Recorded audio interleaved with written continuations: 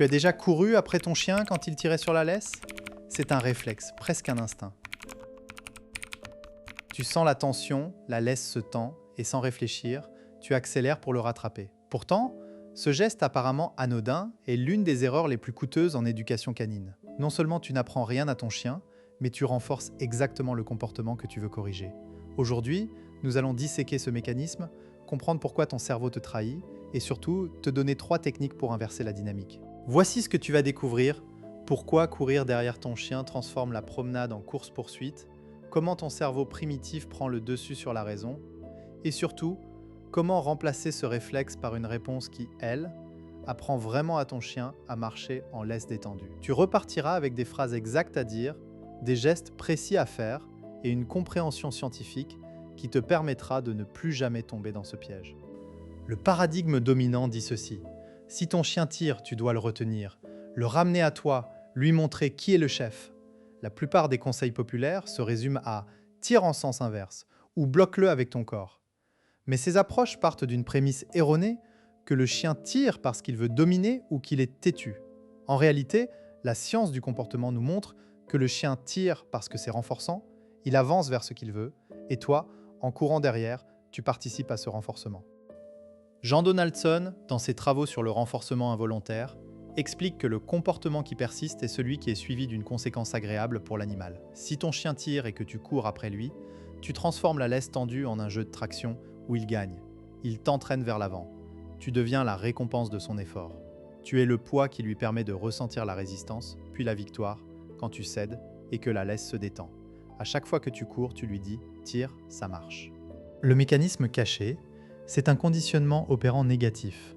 Le chien tire, la laisse se tend, stimulus aversif, puis quand tu cours, la distance se réduit, la laisse se détend, retrait du stimulus aversif. Ce retrait est une récompense puissante. Le chien apprend que tirer supprime la tension. Résultat, il tire de plus en plus fort. Et toi, tu t'épuises, tu t'énerves, tu perds toute crédibilité aux yeux de ton chien. Prenons l'exemple de Camille, une kinésithérapeute de 38 ans vivant à Toulouse. Elle a un Golden Retriever de 3 ans nommé Oscar, qui tire comme un tracteur dès qu'il voit un autre chien. Camille a tout essayé, le collier à pointe, le harnais anti-traction, les ordres secs.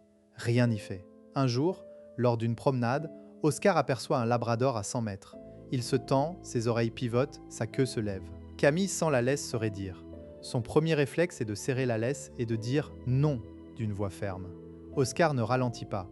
Alors Camille, paniquée, se met à courir derrière lui en tirant sur la laisse. Elle lui crie « arrête !» tout en accélérant. Plus elle court, plus Oscar tire. Arrivé à 5 mètres du labrador, Camille est essoufflée, Oscar est en excitation maximale. Il aboie, il saute, la rencontre est chaotique. Camille se dit « je n'y arriverai jamais ». Ce jour-là, elle a renforcé 3 choses. D'abord que tirer lui permet d'atteindre l'autre chien, ensuite que courir après lui est une réponse attendue. Enfin, que la tension est normale. En réalité, elle aurait dû faire exactement le contraire. Décoder ce signal est crucial. Quand ton chien commence à tirer, regarde son corps. Les oreilles en avant, le cou tendu, la queue haute ou en mouvement rapide. Ce sont des signes qu'il est en approche, pas en fuite. Il ne cherche pas à t'échapper, il cherche à atteindre quelque chose. La laisse est juste un outil, lui, il ne la sent pas comme toi. Ce qui compte pour lui, c'est la direction et la résistance. Si tu cours, tu lui donnes exactement ce qu'il veut, du mouvement dans la direction de son désir. La conséquence immédiate de ton réflexe, c'est que ton chien apprend à ignorer tes signaux. Pourquoi écouterait-il assis ou pas bouger, alors que tirer lui permet d'obtenir ce qu'il veut? À long terme, tu construis un chien qui ne te considère plus comme un guide, mais comme un frein qu'il doit vaincre. La relation se dégrade, la promenade devient un champ de bataille, et tu finis par éviter les sorties.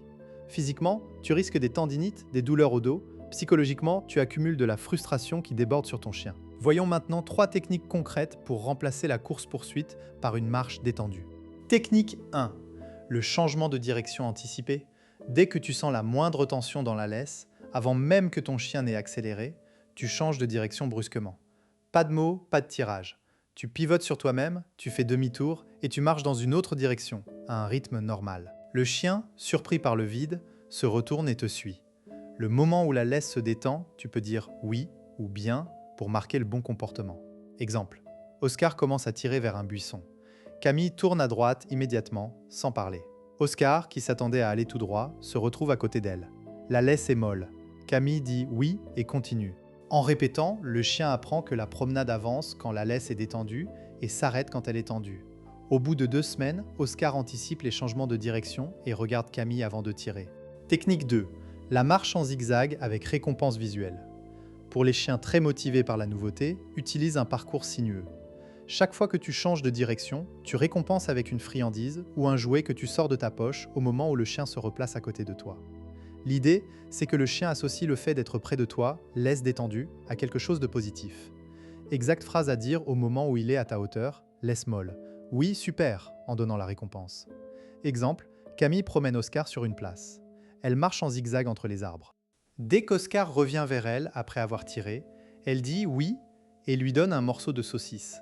Rapidement, Oscar reste collé à sa jambe, attendant le prochain zigzag. Technique 3, l'arrêt statique. Parfois, le chien tire tellement que le changement de direction est inefficace. Alors tu t'arrêtes net, comme une statue. Tu ne tires pas, tu ne parles pas, tu ne bouges pas. La laisse reste tendue, mais toi tu es immobile. Le chien qui voulait avancer se retrouve bloqué par ton poids. Il va s'arrêter, se retourner, peut-être s'asseoir. À ce moment précis, tu relâches la tension en faisant un pas vers lui et tu dis « oui ». Exemple, Oscar tire sur un lièvre invisible. Camille s'arrête, les pieds ancrés, les bras le long du corps. Oscar tire pendant 30 secondes, puis se retourne, frustré. Il s'assoit. Camille fait un pas vers lui, laisse se détendre, dit « oui » et repart. En 2 semaines, Oscar arrête de tirer dès qu'il sent la laisse se tendre, car il sait que ça signifie l'arrêt. Tu te dis peut-être « mais si mon chien tire très fort, je vais me faire traîner si je ne réagis pas ». C'est une objection valable. La solution est d'anticiper. Utilise un harnais à attache frontale ou un licol pour avoir un meilleur contrôle sans douleur. L'arrêt statique fonctionne même avec un chien de 40 kg si tu es stable. Si ton chien est très excité, commence ces exercices dans un environnement calme, puis ajoute des distractions progressivement. Ne passe pas d'un extrême à l'autre, laisse-lui le temps d'apprendre. En conclusion, courir derrière ton chien quand il tire n'est pas une solution, c'est le problème. Chaque fois que tu cèdes à ce réflexe, tu renforces involontairement le tirage. En remplaçant la course par des changements de direction, des zigzags récompensés ou des arrêts statiques, tu deviens un guide prévisible et fiable. La promenade redevient un moment de connexion, pas de lutte. Alors, demain, quand tu sortiras ton chien, souviens-toi, ne cours pas, change, arrête, récompense et observe la transformation. Abonne-toi pour ne pas manquer les prochaines vidéos sur la cognition canine et active la cloche pour recevoir une notification à chaque publication. Partage cette vidéo avec un ami qui court encore après son chien. Merci d'avoir regardé et à très vite.